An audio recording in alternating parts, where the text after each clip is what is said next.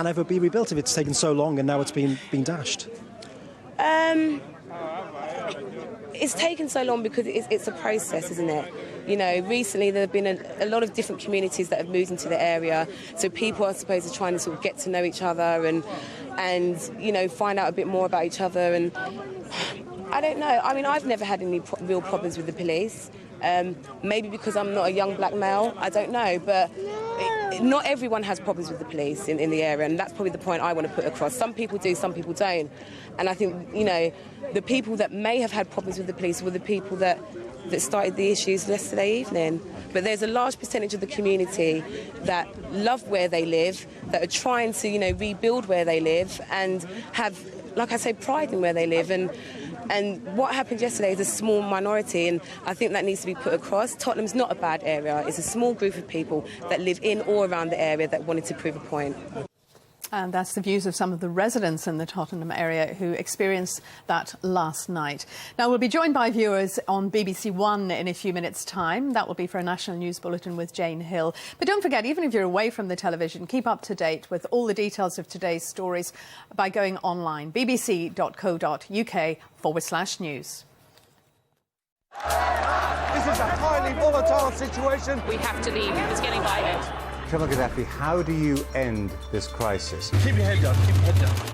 As far as the eye can see, you've got destruction and devastation. Everybody totally embracing this moment in history.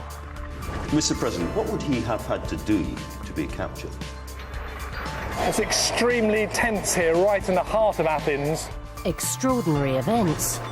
This is the most humble day of my life. Unparalleled coverage. As the year unfolds, stay with the BBC News Channel.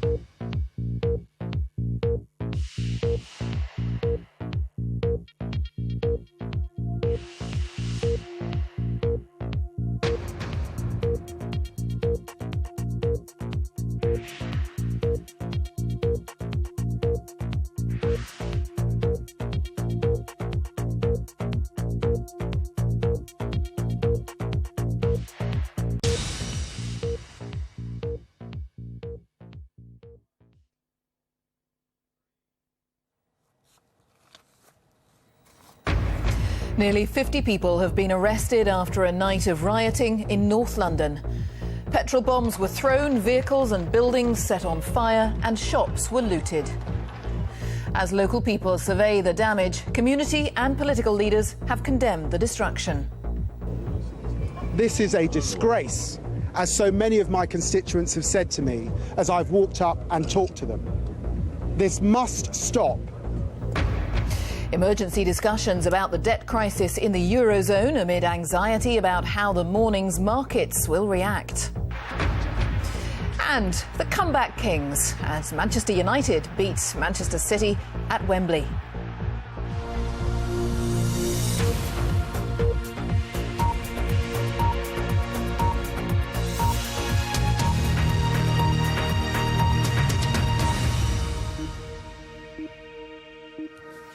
Hello, good evening. Nearly 50 people are in police custody this evening after rioters attacked police, set fire to buildings and looted shops in Tottenham in North London.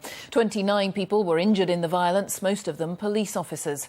The trouble developed after a peaceful protest about the death of a local man, Mark Duggan, who was shot dead by police on Thursday. Downing Street has described the rioting as utterly unacceptable.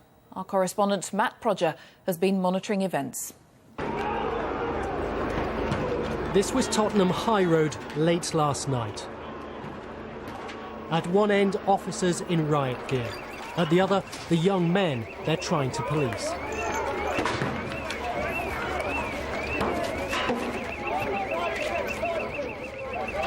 This was the main shopping street, the commercial heart of the community, turned into a battle zone. Bricks, firecrackers and flames filled the night air. Shops and homes were destroyed. More than 24 police officers hurt. From a vantage point high in a building, running battles could be seen on the street below.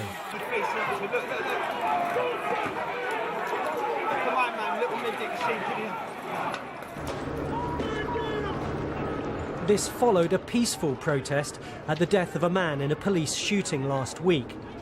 There's no question the police were targets last night. Here, an empty squad car was attacked before being set ablaze.